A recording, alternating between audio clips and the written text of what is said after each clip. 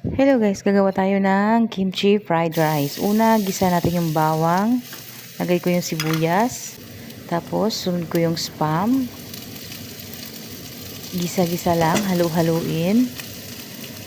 Kami-kami lang naman ang kakain ito ng mga kasama ko. Ilagay ko lang ang kimchi. Inubos ko na pati yung sauce, mga latak-latak. Kasi paubos na din. Yan, haluin lang ng haluin. Minsan kasi sa kung ano lang niluluto mo, naghahanap ka na ng makain na iba. Kaya Korean food naman ang menu ko kanina, nagdagdag na ako ng kimchi fried rice.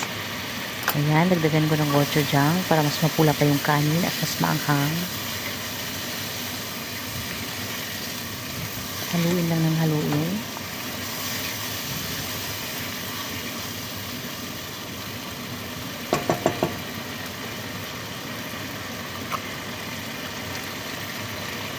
Ayan, simputin ko yung gochujang na natira sa kutsara. Ayan na yung kanin. Hindi ko na on yung camera kanina kaya hindi nakita yung paglaglag ko ng kanin. Pero yan na yun siya. Yan siya kapulat. Ganyan kasarap. Kain na tayo. Ayan na. Ang katakawan ko. Ayan na. Sinahugan ko pa ng cream cheese. Yan. Napakasarap. O diba? Sinong papayat niyan? Pero ang sarap talaga. Promise. Grabe ang sarap.